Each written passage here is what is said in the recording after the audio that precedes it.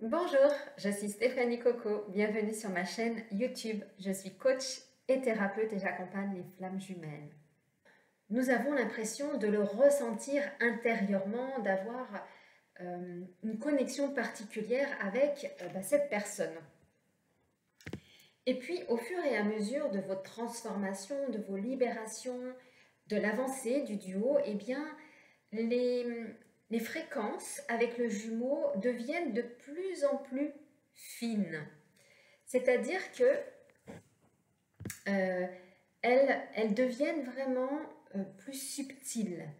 C'est-à-dire qu'on n'est plus vraiment connecté vraiment avec notre jumeau, notre jumelle, dans l'intention de savoir quand est-ce qu'il nous appelle ou qu'il pense à nous, mais on est vraiment dans une plus subtilité au niveau de notre être, ce qui permet tout simplement d'avoir une nouvelle connexion. Donc, dites-moi si vous aussi, vous avez ce style de connexion qui s'est transformé, modifié donc, dans votre duo. Si quand votre jumeau pense à vous, ça passe sur un autre plan, parce que c'est vraiment actuellement ce qui se passe au niveau du collectif. Donc, la connexion est donc de plus en plus subtile pour justement transformer le duo. C'est-à-dire que à un moment donné, notre jumeau, vu qu'on le ressent à l'intérieur de nous, ou notre jumelle, eh bien, on se sent encore deux à l'intérieur de nous. Et plus on évolue, c'est comme si on était amené vraiment à retrouver son unicité, son un, son univers. Comment puis-je vous l'exprimer?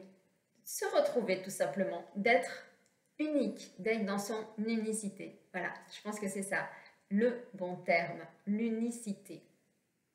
Et donc votre jumeau, votre jumelle à côté, eh bien, fait exactement les mêmes choses. C'est pas pour autant que le lien n'existe pas, mais il est beaucoup plus subtil, il a été transformé justement pour avancer au niveau du duo. Et quand le duo arrive, eh bien, il y a une nouvelle mission qui se met en place. Donc, la mission du duo, la réunion du duo et tout cela, eh bien, ce sont également les mêmes mécanismes que quand vous rencontrez votre jumeau, votre jumelle et que vous êtes amené à vous transformer, vous, de l'intérieur. Donc, c'est la deuxième phase, je dirais, de l'évolution du duo.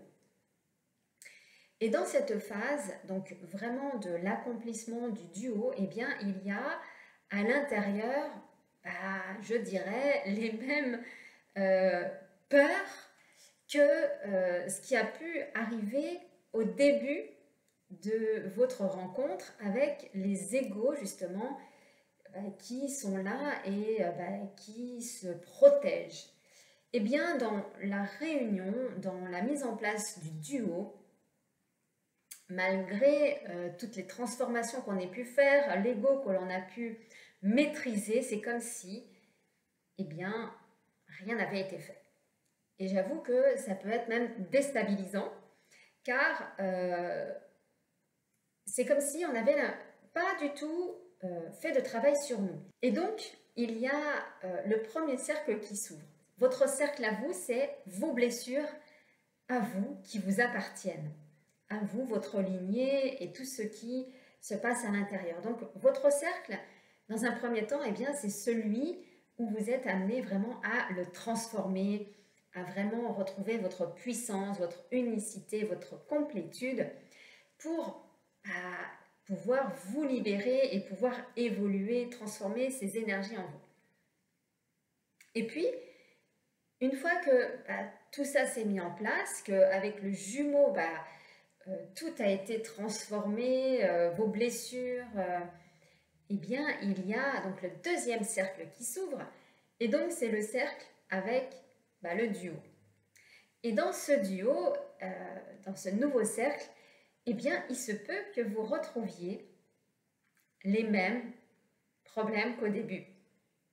Les mêmes peurs, là où vous étiez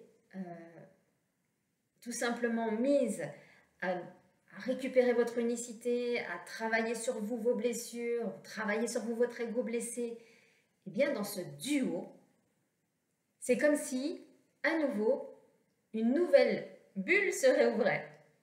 Et donc, il y a les mêmes principes qui se remettent en place, sauf que cette fois, c'est en duo. Et donc, c'est beaucoup plus intensifié, c'est beaucoup plus prenant parce que là, eh bien, le duo allant justement vers la réunion, le couple, le duo, eh bien, il y avait à nouveau ce même parcours, ce même chemin que l'on emprunte pour soi-même, eh bien, qui se réactive. Et j'avoue que des fois, c'est déstabilisant parce qu'on n'arrive pas à maîtriser ce qui se passe ou ses peurs. C'est comme si elles devaient ressurgir. Mais ce qu'il y a, c'est que, étant donné que vous connaissez votre parcours, vous savez comment vous l'avez fait, vous savez toutes les blessures qui y sont, vous savez comment vous fonctionnez au niveau de votre mécanisme, au niveau de votre ego, eh bien, de le voir refaire, c'est des fois déstabilisant. Et on peut se laisser, attraper par notre ego et laisser monter l'émotion. Ou pour donc la polarité yin et pour la polarité yang, laisser le contrôle prendre le dessus. Et donc, forcément, l'émotion et le contrôle, les deux veulent tout simplement se protéger et donc les égos se remettent en place et donc recommencent à surgir. Donc là, quand le duo, arrive justement à tout simplement avancer ensemble, eh bien, il y a tous ces mécanismes-là qui réapparaissent.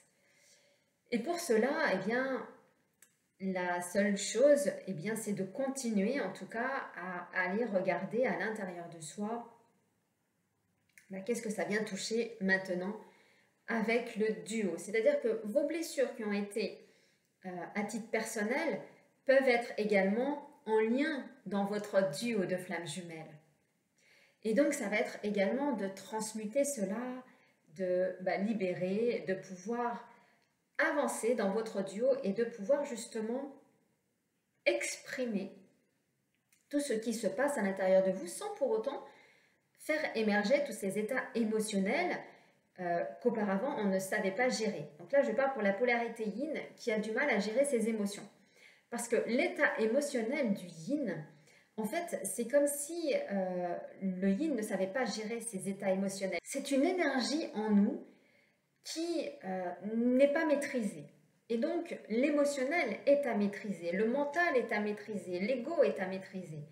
À maîtriser dans le sens où c'est abaisser toutes ces peurs, abaisser tout ce contrôle, même son propre contrôle intérieur, et de se connaître. C'est simplement de remettre au centre de notre être toutes les connaissances que l'on a eues au travers de ce parcours de flammes jumelles. Et de pouvoir travailler avec, de voir justement nos propres peurs, de voir qu'est-ce qui se rejoue, qu'est-ce qui se passe, et puis, eh bien, pouvoir l'exprimer à son autre sans pour autant faire exploser son état énergétique, émotionnel.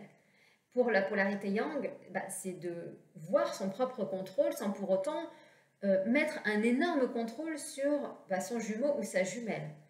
Car dans ce cas-là, eh bien, les égos se mettent en place et puis on a envie de fuir ou de ne plus être dans la relation ou d'attraper l'autre et donc d'avoir justement ces fonctionnements qui ne sont pas de l'ordre du divin dans la relation. Parce que dans cette relation de flammes jumelles, eh bien, on est dans l'ordre du divin. C'est-à-dire que ce n'est pas une relation que l'on peut avoir, une relation classique, parce que toutes ces relations que l'on a pu avoir durant nos vies que nous avons vécues ici ou dans d'autres, eh bien, ces relations, elles sont malades, elles sont toxiques, elles sont souffrantes, et donc elles ne sont pas dans l'ordre divin. Les flammes jumelles sont venues remettre au centre le couple divin. Et ce couple divin, eh bien, il est hors de toutes ces blessures, qui peuvent être la jalousie, qui peuvent être la manipulation, qui peut être la perversion, qui peut être le contrôle, qui peut être tellement plus tout ce qui va avoir justement un côté non-amour ou un côté d'attachement qui n'est pas du tout de l'ordre du sacré. Et pour cela, eh bien, les flammes jumelles, aujourd'hui, sont là pour justement réincarner le divin en soi. Et qu'est-ce que c'est que le divin en soi? C'est que vous qui me regardez, qui êtes éveillé à votre duo de flammes jumelles, à l'intérieur de vous, vous le savez, vous le ressentez, il n'y a que de l'amour du divin, le pur amour, le plus grand amour pour votre autre. Il y a toute la bienveillance pour votre autre, que ce soit dans la communication, que ce soit dans son être tel qu'il est, sans avoir à le changer, à le transformer. Vous l'acceptez tel qu'il est. C'est toute cette divinité, cette magnificence que l'on a pour notre autre. C'est une autre dimension, c'est comme si l'autre était divin. C'est comme si notre autre était la plus belle version de l'homme ou de la femme. Il n'y a pas ces parts où l'on souhaite se séparer de l'autre. À mon sens, s'il y a une envie de séparation de son autre, ou d'avoir une quelconque envie de se séparer de l'autre, il n'y a pas de l'ordre sacré à l'intérieur de la relation flamme jumelle. Parce que quand on a envie de se séparer de l'autre, ou quand on entend qu'on doit se séparer de notre autre, c'est pas tellement de cela dont il s'agit, mais plutôt respecter l'autre. Respecter notre jumeau, notre jumelle. Respecter son monde, respecter là où il en est, respecter ses valeurs, ses qualités, mais également ses défauts. Accepter d'être juste à ses côtés. Et lorsque l'on a envie de partir de notre duo, parce qu'il n'y a pas de possibilité de pouvoir être en duo, être ensemble, alors il y a deux possibilités. La première, c'est celle où on se fait attraper par l'ombre. Parce qu'il y a des brèches que l'on a ouvertes, des brèches de doute qui nous appartiennent. Ou alors, eh bien, nous ne sommes pas dans un duo de flammes jumelles. Parce que ce duo, en tout cas, nous n'avons que cet amour divin pour l'autre. Et il n'y a pas d'attente à avoir. Il n'y a pas de manque à avoir. Parce que s'il y a attente et manque, voire même communication, c'est que tout ça passe à l'intérieur de nous. Nous sommes responsables de ce manque d'amour envers nous-mêmes, de cette envie de communiquer envers nous-mêmes. Et cette envie, eh bien, de douter, en tout cas, c'est que nous doutons de qui nous sommes. Parce qu'il y a cet aspect-là également, cet aspect de la flamme où nous sommes beaucoup plus que ce que l'on nous sommes aujourd'hui, car nous sommes beaucoup plus que le simple être humain ici sur Terre. Il y a d'autres aspects de cette flamme jumelle qui sont les enseignements divins. Être enseigné par les enseignements et par les êtres célestes, vous les appelez comme vous voulez, font partie du chemin. Alors, plus particulièrement pour les êtres de polarité yin qui sont peut-être un peu plus sensibles justement à ces énergies, un peu plus sensibles à voir dans l'astral, un peu plus ouverts justement à l'aspect divin, vous êtes enseigné. Et l'enseignement, eh bien, il s'accepte ou pas. Et vous pouvez également avoir des phases, on va dire, d'acceptation. La première phase, c'est celle où l'âme appelle, vous dit que cet autre est là pour vous. Ce n'est que la première phase de votre propre transformation. La deuxième phase, le deuxième cercle, c'est d'accepter votre mission, votre grande mission. Et là, cette grande mission, eh bien, elle a une autre dimension dans le duo parce que c'est d'accepter notre grandeur, d'accepter d'être vraiment dans l'éternel, le divin, la magnificence, la manifestation du divin, c'est d'incarner sa grande mission et de pouvoir dire eh bien, tout ce qui va concerner l'aide justement pour l'humanité dans ce monde-là. Et donc d'incarner également sa mission dans ce couple de flammes jumelles à travers l'ouverture du duo, eh bien tout prend une toute autre dimension. Et donc c'est pour cela que eh bien, le duo, en fin de compte, eh bien, a ses propres blessures à libérer, qu'elles soient de tout ordre. Mais en tout cas, elles sont toujours en lien avec plus ou moins vos propres blessures personnelles. Et j'avoue que quand le duo justement prend forme, que le jumeau ou la jumelle en face s'ouvre un peu plus au duo, se transforme à sa façon, eh bien ça peut également nous apporter nos propres miroirs de peur